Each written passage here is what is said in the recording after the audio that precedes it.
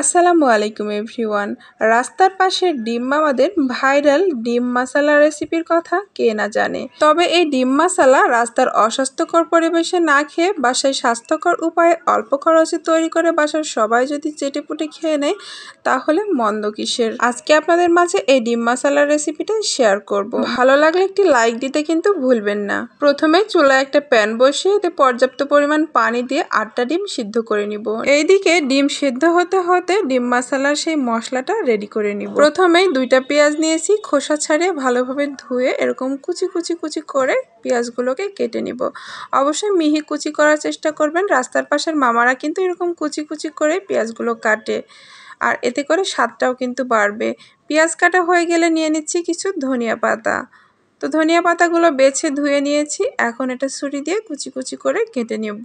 আপনারা ছুরি দিয়ে বা বটি দিয়ে যেভাবে খুশি আপনাদের পছন্দ মতো কেটে নেবেন। ধনিয়া পাতাগুলো কাটা হয়ে গেলে এগুলো নিয়ে নিচ্ছি প্লেটের মধ্যে। এখন কেটে নিব কিছু লাল এবং সবুজ কাঁচামরিচ। 2 রকম কালার নিয়েছি যাতে দেখতে ভালো লাগে। তো মরিচগুলো এরকম ছোট ছোট করে কুচি করে কেটে নিলাম। এখন একটা শসা কাটার পালা। তো একটা কচি দেখে শসা নিতে হবে। আমি এই শসার অর্ধেকটা ব্যবহার করব। পেছনের অংশটা কেটে ফেলে দিলাম। এখন মাঝখান দিয়ে কেটে কুচি কুচি করে কেটে নিব। আমি কিন্তু শসাটার খোসা ছাড়াবো না। শসার খোসা সহ কেটে নিলে দেখতেও সুন্দর লাগে, আর ডিম মশলায় কিন্তু খোসা সহই শসা দেওয়া হয়। এখন শসাগুলোকে একবারে মিহি কুচি করে কেটে নিচ্ছি। আপনারা চাইলে বটি দিয়েও কেটে নিতে পারেন। শসা কুচি করে কাটা হয়ে গেলে এটাও প্লেটে নিয়ে নিচ্ছি। কাটাকাটির পালা কিন্তু শেষ। এখন চলে যাব পরবর্তী স্টেপে। একটা বাটিতে 2টা ভাজা শুকনো মরিচ নিয়েছি, আর মরিচ 2টাকে ক্রাশ করে নিব যাতে খোসা আর বিচিটা আলাদা হয়। খুব বেশি ছোট করার দরকার নেই। এখন সেদ্ধ হয়ে যাওয়া ডিমগুলো ফাটিয়ে ফাটিয়ে পানির মধ্যে ডুবিয়ে নিব। এতে করে ফাটার মধ্যে পানি ঢুকবে এবং ডিমের খোসা ছাড়ানো সহজ হবে।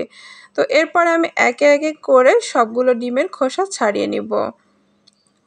খোসাগুলো ছাড়ানো হয়ে গেলে আমি ডিমগুলো ভালোভাবে ধুয়ে একটা প্লেটে নিয়ে নিচ্ছি। ডিম সেদ্ধ করার সময় পানির মধ্যে কিছুটা লবণ অথবা খাবার সোডা দিলে সেই ডিমটা তাড়াতাড়ি সেদ্ধ হয় আর খোসা ছাড়ানোটাও সহজ হয়।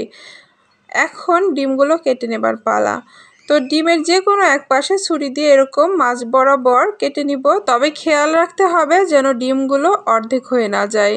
অল্প কিছুটা কেটে নিব যাতে করে এটার ভিতরে মশলাটা ঢোকানো যায়। তো খুব সাবধানে এই কাজটা করতে হবে, তা না হলে কিন্তু ডিমটা অর্ধেক হয়ে যাবে।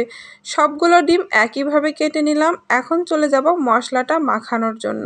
আগেই কুচি করা শসা, পেঁয়াজ, ধনেপাতা এবং কাঁচামরিচগুলো নিয়ে নিলাম, আর এভাবে মিহি করে কুচি করতে হবে। রাস্তার পাশের মামারা কিন্তু এরকম মিহি করেই কুচি করে নেয়।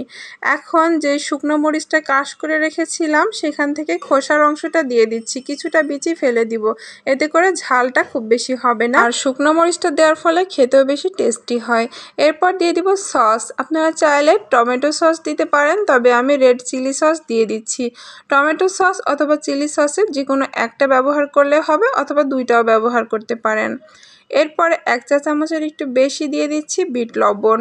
অবশ্যই বিট লবণটা ব্যবহার করার চেষ্টা করবেন। এটা কিন্তু ডিম মশলায় ব্যবহার করা হয়। অনেক সুন্দর একটা স্মেল আসে বিট লবণ ব্যবহারের ফলে।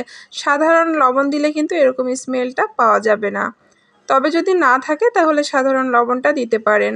খুব ভালোভাবে মিশিয়ে নিচ্ছি। আপনারা চাইলে সামান্য টমেটো কুচি করেও কিন্তু এটার মধ্যে ব্যবহার করতে পারবেন। তো এই মশলাগুলো মিক্স করা হয়ে গেলে মনে হচ্ছে আরও একটু সসের প্রয়োজন, তাই আমি আরও একটু চিলি সস দিয়ে দিচ্ছি। আমি এখানে যে মশলাগুলো ব্যবহার করেছি এগুলো সবগুলো ব্যবহার করলে কিন্তু স্ট্রিট ফুডের সেই ডিম মশলার স্বাদটাই পাবেন। সবকিছু মিশিয়ে একটু চেক করে নিলাম। তো এরপরে সাধারণ লবণ সামান্য পরিমাণ দিয়ে দিচ্ছি, এতে করে স্বাদে পরিপূর্ণতা আসবে। তো লবণটা দেওয়ার পর আবারও ভালোভাবে মিক্স করে নিব। মিক্স করা হয়ে গেলে চলে যাব পরবর্তী স্টেপে। এখন ডিমগুলো যে কেটে রেখেছিলাম এই ফাটা অংশের মধ্যে খুব সাবধানে এই মশলাগুলো সেট করে দিব। অবশ্যই সাবধানে এই কাজটা করতে হবে যাতে করে ডিমটা অর্ধেক না হয়ে যায়। তো যতটুকু সম্ভব আমি এই ফাটার মধ্যে এই মশলাগুলো একটু ঢুকিয়ে ঢুকিয়ে সেট করে দিচ্ছি। তো এভাবে করে সবগুলো ডিমের মধ্যে মশলাটা সেট করে নিব। রাস্তার পাশের ডিমওয়ালা মামারা কিন্তু ঠিক এভাবেই ডিম মশলা তৈরি করে থাকে। তো সবগুলো সেট করা হয়ে গেলে আমি একটা প্লেটের মধ্যে নিয়ে নিচ্ছি। এরপরে চলে যাব পরবর্তী স্টেপে। তো তো এটার মূল আকর্ষণ হচ্ছে তেঁতুলের চাটনি। তো অবশ্যই যে কোনো ব্র্যান্ডের তেঁতুলের চাটনিটা আপনারা ব্যবহার করবেন এই ডিম মশলার উপর দিয়ে। এতে করে দেখতে কিন্তু খুবই আকর্ষণীয় লাগে আর খেতেও কিন্তু ভীষণ মজা লাগে এই তেঁতুলের চাটটা। তো সবগুলো ডিমের উপরে আমি চাটনি দিয়ে দিচ্ছি।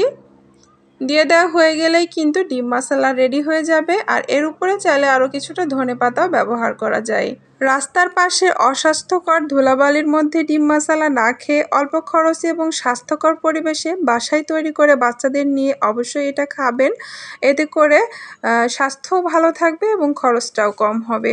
তো তৈরি হয়ে গেল লোভনীয় স্বাদের ডিম মশলা রেসিপি। আজকের এই রেসিপিটা কেমন লেগেছে অবশ্যই কমেন্টে জানাবেন। ভালো লাগলে একটি লাইক দিবেন আর আমার চ্যানেলটি সাবস্ক্রাইব করে পাশে থাকা বেল আইকনটি চেপে অল নোটিফিকেশন চালু করে রাখবেন। আল্লাহ হাফেজ।